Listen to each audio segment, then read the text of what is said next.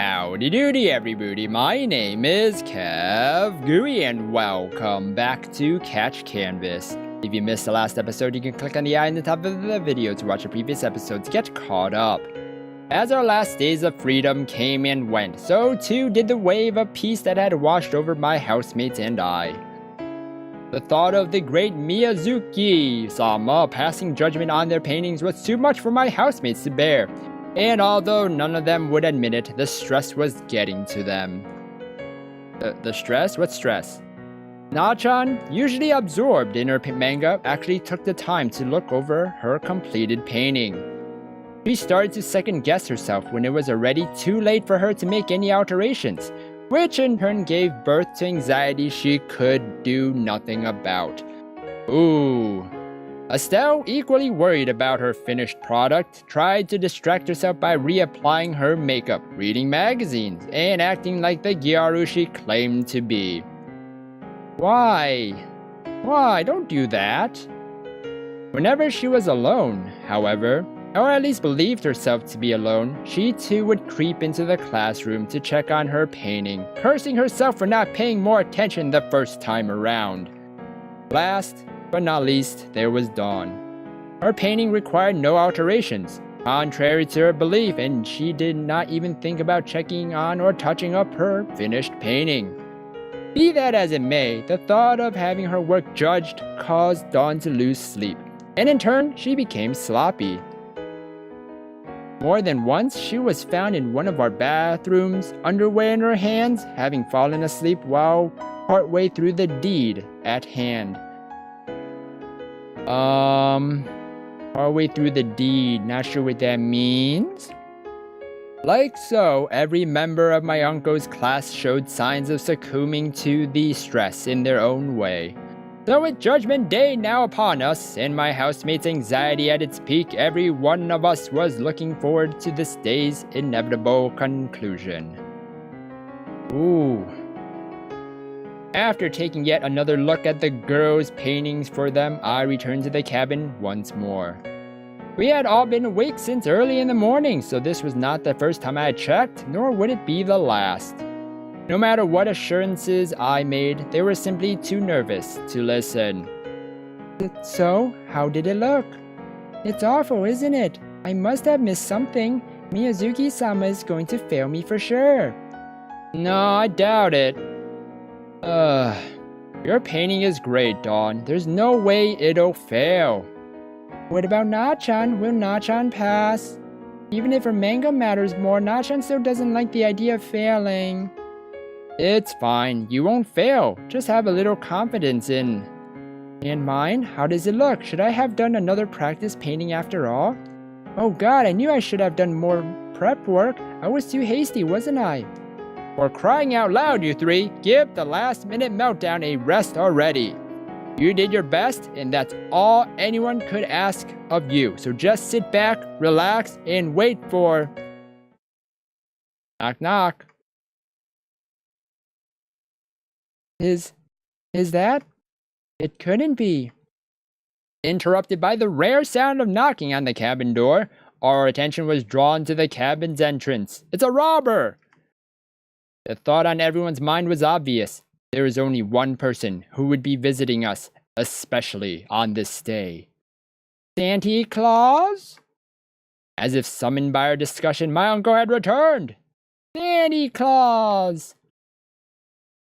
About time. Another hour of this and I'd be tempted to disappear for 2 weeks myself. I opened the door as my housemates watched nervously. All three of them followed close behind, hiding behind me like scared children.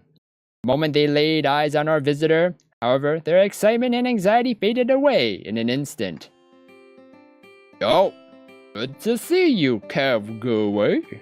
And you three too, of course. How are you doing, my little artists? Have you learned a lot? Did you have fun? I can't wait to hear, Shut it, you old geezer. You think you can just abandon us without warning, then be welcomed back? Where have you been? What was so important that you had to skip out on us? Before Uncle could continue his cheery spiel, Estelle began to lay into him. Whatever she felt moments ago, her dominant emotion had turned into unmistakable anger. Uh-oh, Estelle, fiery as always, I see. KevGuuey, it must have been hard on you to deal with her. Not as hard as having your own teacher abandon you. You promised to help me with my manga if I did what you told me, but when it came time to pay up, you ran away. You owe Nachan big, and Nachan doesn't forgive or forget. Surprisingly, Nachan followed suit and expressed her resentment towards my uncle. She pushed in front of me and puffed out her cheeks, not allowing my uncle to escape her gaze. I did? Oh, right, I remember now. Don't worry, my dear, there's still plenty of time for that. Isn't that right, Dawn? You're dead to me. Oh, okay. Uncle shrinks back as his last student turns against him. In the time it took for me to open the door and reveal my uncle, all three girls had realized how they truly felt about the reunion. And unfortunately for my uncle, everyone hates me. It was not pretty. KevGuuey, my cute students have all turned against me. How could this have happened? You didn't tell them about my addiction, did you? What addiction? What addiction, huh? Oi! Don't try to drag me into this. It's your own fault for abandoning them. Besides, I'm pretty sure Dawn has known about your addiction from day one. Isn't that right, Dawn? You can't prove that I read them. I figured as much. As expected of an artist dabbling in all areas of the craft, my uncle owned many reference books on nude modeling, nudity in art, and other materials of that nature. Most of these books were in plain view around the house. Being artistic in nature, they were innocent enough by themselves and were in no way intended to be perverted. Uncle had no reason to hide them or to be ashamed of them. They were reference books and nothing more. But those were not the books Dawn had found. As I grew older, my uncle would often show me the books he had deemed necessary to hide. Suffice to say, they were all pretty extreme and didn't stop at mere nudity. The perverse acts demonstrated in his prized collection would earn him a slap from any potential suitors, not to mention a visit from Child Protective Services. Behind that cheerful demeanor of his, my uncle was a pervert of the highest caliber. Ooh. Not only have my beloved students turned on me, they've even discovered my addiction. This is a grave day for mankind. Oh, stow the drama already, would you? We knew you were a perverted geezer from the beginning. That's right, and we all agreed to turn a blind eye as long as you taught us well. And now that Judgment Day is upon us, do you know what the verdict is? You fail, Miyazuki-sama. I could only watch on in silence as my uncle received a failing grade. His students, who had feared his grading, turned the tables on their useless teacher and gave him an F. I could already see students talking about this moment for generations to come. You are. Stop talking, Uncle. You only make things worse. Yes, sir. Huh. Okay. After giving my uncle a thorough grilling, his students eventually dragged him into the classroom. Despite his failings as a teacher, it was still his job to grade their paintings and to decide whether they would continue to take his class. And finally, after handing down their grades, my uncle would at long last either accept me into his course or throw me out. Oh boy, I think I know how the girls felt earlier. I've been okay overall, but now that it's time for the girls to actually receive their grades, I can't stop my hands from shaking. Will they all pass? Was I able to buy them each enough time and manage them well? Or was my presence here helpful, or did I only serve to hinder these three budding artists? And above all else, I can't help but wonder, will this day end with my housemates and I parting ways forever? In hindsight, 2 weeks didn't seem like a long time. It was not a long enough period of time to get to know someone or to become friends with them, or to share any real kind of bond. For most people around the world, it was the length of a pay period at work, or 2 episodes of a weekly television show. Not a long time by any stretch of the imagination. When I first came to the cabin and heard that I would be taking care of these girls in my uncle's cat place, I thought those 2 weeks would never end. Okay then, let's start with Estelle. Oh. Uncle removed the sheet from Estelle's painting in one swift motion, unveiling the first of 3 pieces on display in our own private gallery. Uncle placed his hand on his chin and drew his face closer to the painting. It's not perfect, but you've definitely improved. Have you been sketching your classmates as practice or just Mars? Whatever you've been doing, it's worked. Your earlier portraits always drew the wrong kind of attention to the subject's nose. I'm glad you've taken it upon yourself to reflect on that. Yes, sir. Estelle flashed me a quick smile. She received favorable feedback from my uncle. Good for you, Estelle. The moment you showed a willingness to cast aside your pride and work, I knew you would do well. If that lesson alone doesn't make your time here worthwhile, I don't know what will. The beach? Not allowing himself to dwell on Estelle's work, Uncle moved on to Dawn's painting. He once again pulled out the sheet covering the canvas, which proudly displayed the work of his most proficient student. This is... I'm sorry, I know it isn't as impressive as Estelle's painting. I should have practiced more, even if it meant overcoming my fear. Yeah, that's right. The lines on the face and, the depth of the nostrils are, You need to pay more attention in the future. Yes, sir. Dawn withdrew, visibly scared by the notion of receiving a failing grade. However, Dawn was the only person present who thought that was even a remote possibility. My uncle obviously couldn't find any fault with her painting. He was just babbling, trying to make up a reason to not give her full marks. After all, if Dawn realized that she had already surpassed her teacher, Miyazuki-sama would be in no position to grade her.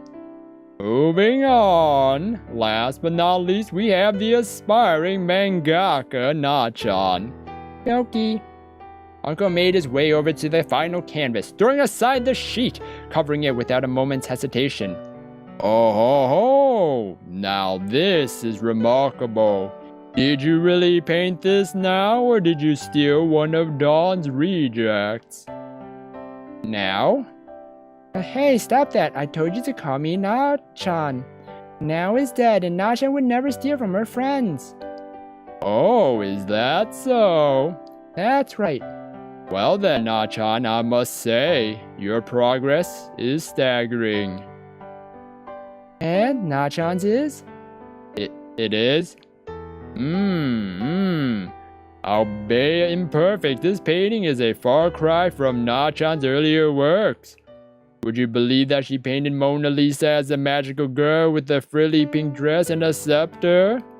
As a matter of fact, I would. You should have seen her earlier rendition of Mars. In fact, as I recall, Na-chan started drawing a manga in which Lisa fought against an evil empire alongside her 4 colorful companions. The story was rubbish, but the tentacle scenes... Oh god, those tentacle scenes. Uncle started to drool as he recalled some of Na-chan's earlier works. Hey, don't talk about Na-chan's manga with that pervy look on your face. Are you going to grade my work or not? Yeah, that's right. You complimented my painting, but you didn't actually grade it. Nod. Aha, you're right. My bad. Let's see now. Uncle looked over the 3 paintings once more. He stopped in front of each one and inspected it closely, gazing in silence as the 3 girls behind him all froze. He probably had a big smile. After a few more rounds, Uncle stopped moving. He stood up straight and nodded to himself, then turned around and smiled. All 3 of you pass. I passed? Yeah, passed. Although it took a moment for the news to register, my uncle's students all broke into smiles as they heard the verdict. They all had been under a lot of stress for the past few days, and without my uncle here to guide them, their passing was by no means a certainty. So for those 3 girls, aspiring artists yet to enter into the world of professional art, this could very well be called the defining moment of their individual careers. Can't believe it, I actually passed. Thank you so much, KevGuuey. Me? Of course, without you around, we never would have made it this far. I probably would have made more progress on my manga, but even so, thank you, KevGuuey. Oh, I'm honored that you feel that way, but I really didn't do anything. All I did was push you three along. It's your own talent that brought you this far. That's not true. Even if it was a simple matter for you, your actions meant a lot to us. Thank you, KevGuuey. Before I knew it, I had started to blush. From the beginning, I had only set out to help these three so I could take my uncle's class and have my work featured. My motives were selfish, and I made them clear from the start. At no point had I thought of myself as being altruistic or even terribly helpful. But in the eyes of my housemates, that was apparently not the case. You all really feel that way? We sure do. I couldn't have asked for a better tutor. We all look forward to studying beside you. That's right. In the heat of the moment, I almost forgot. Since these three passed, all four of us will now be studying under my uncle. Good for you, KevGuuey. It looks like you got as much out of this experience as anyone. I did. I was skeptical at first, but these past 2 weeks have been a real eye-opener for me. I couldn't be happier with how things went. That's great, just great. I'm proud of you, KevGuuey, and I look forward to teaching you. Now, show me your painting of Mars so I can officially finish grading you all. My what? Your Mars, your painting of Mars. You know, Ares, God of War, the big home planet, red planet, the guy your housemates all painted. No, but I know who Mars is, but what painting? All you told me was to whip these three into shape. You never said anything about painting him myself. I see, so you didn't do your assignment, huh? Well, I guess it can't be helped. Uncle moved away from the canvases and opened the classroom door. On your way, KevGuuey, your stay here is over. You can't be serious. That's right, we all read that letter, and you never said anything about KevGuuey needing to paint Mars. Uncle sighed and shook his head. Oh, you silly girls, don't you understand? KevGuuey is a young man. He doesn't belong here with three beautiful young girls. Yeah, that's what I figured. I was like, he just wants all these girls to himself. That's it, and it's true. This is for your own protection. That's why you want me here? You don't want me here? I can't believe you, Miyazuki-sama. You're the worst. Shameful pervert. KevGuuey has proven to be twice the teacher you claim to be. If anyone should be leaving, it's you. Ooh. Me? Right, that's exactly right. Let's kick Miyazuki-sama out and have KevGuuey teach us instead. Oi, you girls can't be serious. You're being evicted. You didn't want to be here anyway, right? Off you go. Moving in unison, my housemates all started to push Uncle out the door. What petty resistance he offered was not enough. His feet slid across the floor, and before I knew it, he had been thrown out of the classroom. No, wait, it was a joke, just a joke. I'll teach all four of you, okay? Don't shun me, my harem. Uncle pleaded from the other side of the door. He crumbled in record time, acting in self-interest rather than out of regret. Regardless of his intention, however, I knew what I needed to do. KevGuuey? I pushed past the three girls and opened the door. Kneeling on the dirt outside was my uncle, who looked up at me with tear-filled eyes as I offered him my hand. KevGuuey. But while my uncle was touched by the gesture, my soon-to-be classmates didn't feel the same way. Are you sure about this? Yeah, Miyazuki-sama just tried to cast you out without a second thought. He doesn't deserve your pity. I shook my head. Not about pity. I've wanted to study under my uncle all this time. It's the whole reason why I came here. If I throw him out now, not only would I lose that chance, I might be throwing away the best opportunity I have to enter the world of art on my own terms. Besides, I turned around and smiled at the three girls one by one. Right now, I want nothing more than to study beside my good friends. Aww, ooh! Yay! Oh, there's more. In the months following my uncle's return, every aspect of my daily life began to change. Together with Nachan, Estelle, and Dawn, I began to take my uncle's classes, finally fulfilling my goal of being taught by the best. Our days of messing around and procrastinating came to an end, ushering in an era of serious study and excessive practice. We ate real food, slept on a strict schedule, promptly completed any task given to us, and undoubtedly transformed our daily lives into what they should have been from the beginning. As my uncle's class ended, however, my life took an unexpected turn. Every bit as sudden as his original departure, my uncle took off, claimed that he had nothing left to teach us. It was an obvious lie, which I would have called him out on if he hadn't explained his absence through a note. So abandoned once again, Dawn, Nachan, Estelle, and I think over our time at my uncle's cabin, decide how we want to advance from this point on. But our focus was not only the length of our stay in the cabin, we also need to think about our mutual company. Who would stay? Who would go? For those who did leave, would we ever see one another again?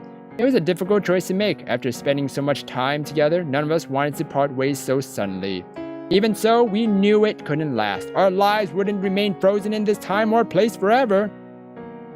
And so after much deliberation, the conclusion I reached was that I wanted to stay with Ooh! Ah! I'm gonna save here again, guys. I saved. Okay. So, I'm gonna go choose...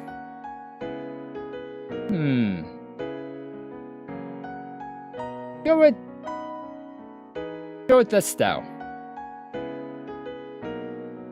The first to leave the cabin was Nachan. While she had learned a lot under my uncle's guidance, Nachan's passion remained unchanged. Filling out in a cabin by the beach would not bring her any closer to her dream, so for the sake of pursuing her dream job, Nachan decided it was time to go. After saying a brief goodbye to everyone and thanking me for helping her to reach the next level, Nachan headed back home, intent on pursuing her dream once more. Next up was Dawn. Although her departure wasn't as pronounced, Dawn's absence was noticed immediately. No longer were our underwear drawers in disarray, nor did we need to lock the bathroom or toilet doors for fear of being peeped on, which people should probably do, lock doors for some reason. I don't know why people don't lock doors. The silent pervert had left once and for all, taking with her more than a few undergarments belonging to her housemates. Finally, with only Estelle and I left in the cabin, we each wondered if and when the other would leave. Going by the departure times of our former housemates, we didn't have long. Before we knew it, we would each be saying goodbye forever. But before that could happen, before months of bonding and increased intimacy could come to an end, there remained one last craving we needn't hold back on any longer. Ooh. Gotcha. Ooh. So this is, one of the endings, huh? Whoa. The moment I returned to Estelle's bedroom, I found myself laying flat on my back, pushed down by a formidable opponent. I was beginning to think you weren't coming back. Lost your nerve, KevGuuey. Estelle teased me in a loving tone, smiling as she forced herself on me. While we both felt that becoming intimate was the next step for us, especially without Uncle and the other girls around, Estelle was a tad more aggressive than I had anticipated. In light of that, I needed a bit of time to think things through. May not have lost my nerve, but when you're being sized up by a feisty Gyaru, it's hard not to. I'm here, aren't I? True, you did come back even knowing what awaited you. For that, I think you deserve a reward. Not wasting a second, Estelle lowered her body onto mine, trapping me underneath.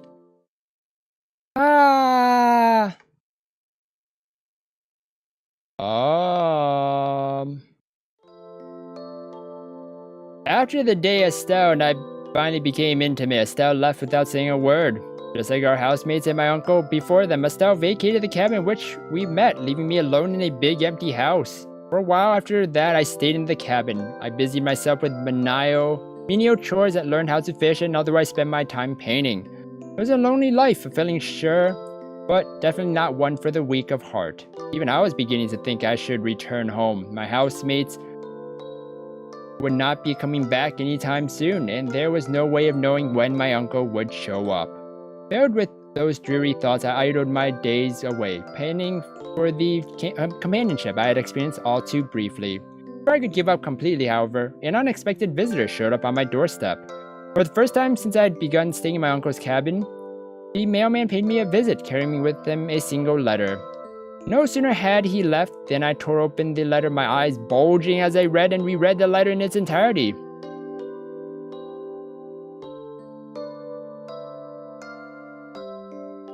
Ooh. Huh. Now this is interesting. I've heard of prodigal artists as young as their teens, but this is the first time I've seen a prodigy's work with my own eyes. Oh? Are you sure you aren't getting ahead of yourself? I heard that quiet pervert is a girl in her 20s, hardly a child prodigy. Bah, the artist's age isn't important. What matters is her expertise, her passion. You're the one who brought up the notion of child prodigies. Surrounded by artists, critics, and spectators alike, I walked through the gallery, absent-mindedly astounding myself with every step. Wall to wall there were award-winning paintings, sculptures, and even models all out in the open and ready to be scrutinized. What had brought me here was a letter from Estelle. The letter was long and well written, as though she had spent many hours rewriting it until she was finally satisfied. After all of the apologies, reminiscence, and even the occasional joke, Estelle concluded with the news that one of her pieces was being displayed in this very gallery. Unfortunately, she had not won any awards. In fact, from the sound of it, Estelle had only just scratched the surface of the world of professional art. Nonetheless, her invitation was brimming with excitement, and whether I wanted it to or not, I knew that I had to come. You made it after all, KevGuuey. I was beginning to think that my letter hadn't reached you. Putting an end to my wandering, Estelle called out to me softly, careful not to draw attention to herself. To my surprise, Estelle was dressed appropriately for the occasion. I spied her standing in front of her painting, wearing a stunning dress and completely bereft of her gyaru makeup. The real Estelle, at peace in an environment befitting her true self. A little more notice would have been nice. My uncle's cabin isn't exactly close to the city, you know. I'm sorry, I only just found out myself. Besides, who told you to stay somewhere without cell phone reception or internet access? Estelle smiled as she spoke. Her old attitude, the one thing I always faulted Estelle for, was nowhere to be seen, gone with her usual makeup. Even though she appeared to be happy to see me, Estelle soon returned her gaze to the painting in front of her. Despite being a painting she had no doubt spent countless hours staring at and correcting, she remained fixated, not showing any interest in checking out the other paintings. Beesh, are you really that interested in your own painting? A bit of pride is a good thing, but haven't you stared at that for long enough? Estelle shook her head. Not like that. I was just thinking about what you said to me back when we were living in the cabin together. Do you remember on that night when you caught me working on Mars, you entered into a huge monologue about how I cared too much about what other people thought? And you were right. Back then, I could never see my work for what it was. I was obsessed with being the best, and I couldn't accept that someone else might be better than me. But now, Estelle looked towards a crowd of people. A dozen or so critics and members of the public were circling around a single painting, fawning over it as though it were the elixir of life. Quiet Pervert, that's the name under which Dawn submits her artwork. She's the talk of every gallery and art show. At least once per month, her manager unveils a new piece and without fail she draws unilateral praise. Dawn is the artist I strive to be. Estelle turned back to her own painting, still wearing the same smile she had been moments ago. Surprisingly, there was no sadness or regret on her face. Her smile was genuine and not self-deprecating in the least. Even when talking about her own inadequacy, Estelle was glad.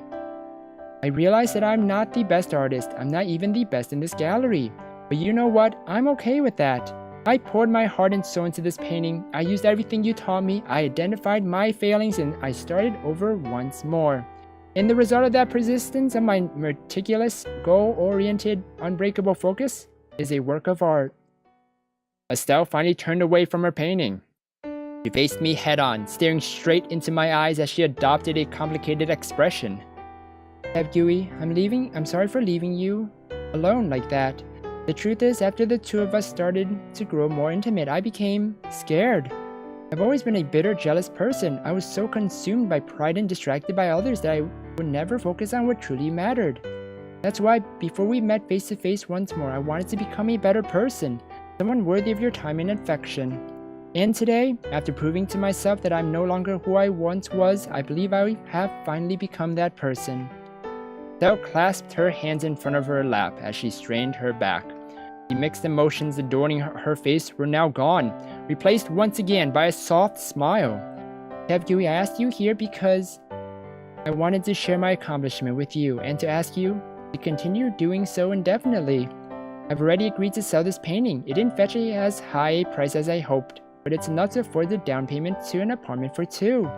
Once I finish a few more of the paintings I have in the pipeline, I should be able to buy some higher quality supplies, and when I do that, we can paint together again? Eh? Cutting Estelle off mid-sentence, I returned her confused expression with a smile of my own. With your own apartment and plenty of supplies, the two of us will be able to paint together once again. That's what you were getting to, right? Estelle stared at me blankly. She hadn't expected to be cut off, nor had she anticipated my reply. Nonetheless, it only took a moment for Estelle to regain her composure. Yes, that's exactly right. Will you paint with me once more? Aww. Whoa. Okay, and that was... Wow, that was actually a long episode. I didn't think it was going to be that long, but that was a long episode with Estelle's ending. And we have two more endings, which is Nachan's and Dawn's. So, I hope you guys enjoyed this episode. I hope you enjoyed it all in Estelle's ending. If you guys did, then please slime that like button and subscribe down below for more awesome videos. And also comment on what you liked and disliked about this video. Thank you everybody again for watching this episode, and you will hear me in the next one. Goodbye!